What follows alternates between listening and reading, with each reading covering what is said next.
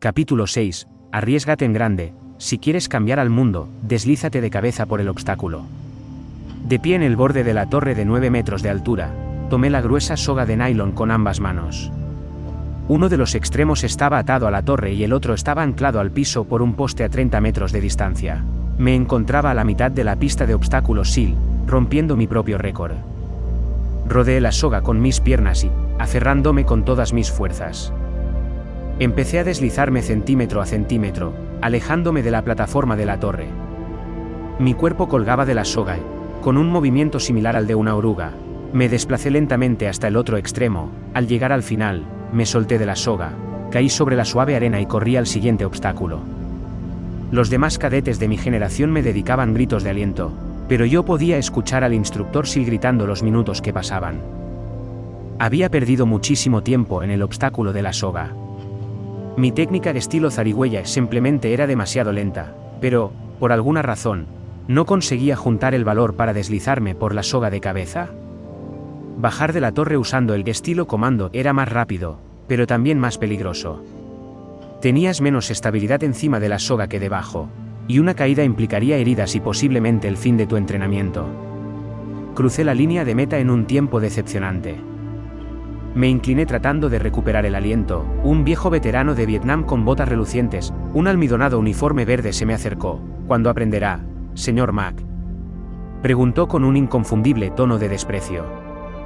El campo de obstáculos lo derrotará en cada intento si no comienza a tomar algunos riesgos. Una semana después, alejé los temores de mi mente, subí al tope de la toute y coloqué mi cuerpo por encima de la soga para deslizarme por ella de cabeza. Mientras cruzaba la meta en tiempo récord, pude ver que el viejo veterano sí la sentía con un gesto de aprobación. Fue una lección sencilla que me enseñó a superar mis propias ansiedades y a confiar en mi capacidad para lograr las cosas. Esa lección habría de servirme mucho en los años por venir. Corría el año 2004 y me encontraba en Irak. La voz al otro lado de la radio estaba en calma, pero transmitía una inconfundible sensación de urgencia. Los 3 rehenes a los que estábamos buscando habían sido localizados. Un grupo de terroristas de Al-Qaeda los tenía detenidos en un complejo amurallado a las afueras de Bagdad. Por desgracia, los informes de inteligencia indicaban que los terroristas estaban a punto de trasladarlos, por lo que no teníamos tiempo que perder. El teniente coronel a cargo de la misión de rescate me informó que se tendría que llevar a cabo una peligrosa incursión a plena luz del día.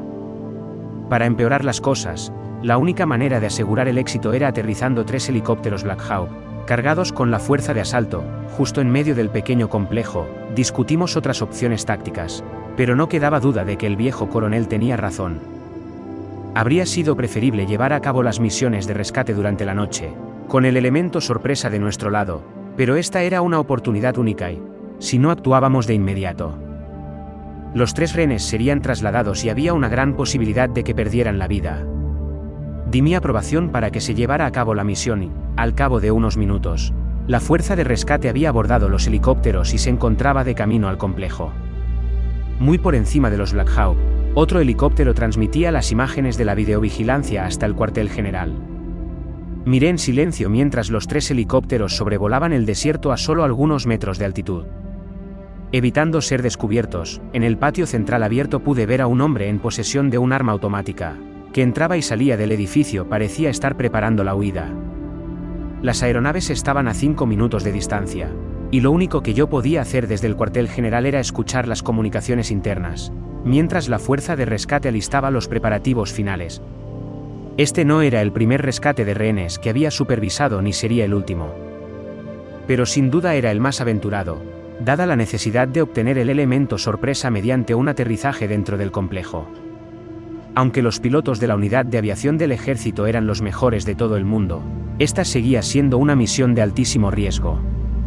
3 helicópteros con hélices que se extendían más de 18 metros iban a aterrizar en un espacio reducido que solo les dejaría algunos centímetros de margen para maniobrar. Y para aumentar aún más el nivel de dificultad, el complejo se hallaba rodeado por una pared de ladrillo de cerca de 2,5 metros de altura, lo que obligaría a los pilotos a variar su ángulo de aproximación de manera considerable. Iba a ser un aterrizaje difícil, y por la radio escuché que la fuerza de rescate se preparaba para el impacto. Gracias a la vigilancia aérea, pude ver la aproximación final de los helicópteros. La primera nave voló a una altura estable y, al pasar por encima de la pared, se elevó para descender de inmediato al centro del pequeño patio central. Sin perder un instante, la fuerza de rescate descendió del Black Hawk y empezó a correr al interior de la edificación. El segundo aparato, que seguía al primero de cerca, aterrizó a unos metros de su compañero. La tierra que removió el flujo descendente de aire de las dos aeronaves levantó una nube de polvo en torno al área de aterrizaje. Cuando el tercer helicóptero se acercó al complejo, la gigantesca polvareda cegó al piloto de manera temporal. La parte frontal del tercer aparato logró librar el muro, pero la rueda trasera chocó contra la muralla de 2,5 metros de altura, regando ladrillos por doquier. Sin espacio para maniobrar, el piloto precipitó la nave al piso con un golpe, pero ninguno de los pasajeros se vio lastimado. Minutos después, recibí noticias de que todos los rehenes se encontraban a salvo. Al cabo de 30 minutos, la fuerza de rescate y los hombres liberados se encontraban rumbo a puerto seguro. La estratagema había funcionado. Durante la década siguiente habría de darme cuenta de que tomar riesgos era algo típico de las fuerzas de operaciones especiales. Siempre desafiaban sus propios límites y los de sus máquinas con el fin de lograr un resultado exitoso. De muchas maneras, eso es lo que los distinguía de todos los demás. No obstante, a diferencia de lo que percibían las personas ajenas, generalmente el riesgo era calculado, pensado y planeado hasta el cansancio. Aun en los casos en los que era espontáneo, los operadores conocían sus límites, pero creían lo suficiente en sí mismos como para hacer el intento. A lo largo de mi trayectoria profesional, siempre le tuve un gran respeto al Servicio Aéreo Especial Británico, el afamado SAS. El lema del SAS es: quien arriesga, gana. El lema era tan admirado que incluso momentos antes de la incursión contra Bin Laden, el sargento mayor de comandancia, Chris Ferris, lo citó frente a los comandos SEAL que se preparaban para la misión. Para mí, ese lema significa más que la manera en que las fuerzas especiales británicas operan como unidad, tiene que ver con la manera en la que cada uno de nosotros debería enfocar la vida. La vida es una contienda y el potencial de fracaso está siempre presente, pero aquellos que viven con temor al fracaso, a las dificultades o a la vergüenza, jamás alcanzarán su máximo potencial. Si no desafías tus límites, si no te deslizas de cabeza de vez en cuando, si no arriesgas en grande, jamás sabrás lo que verdaderamente puedes lograr en la vida.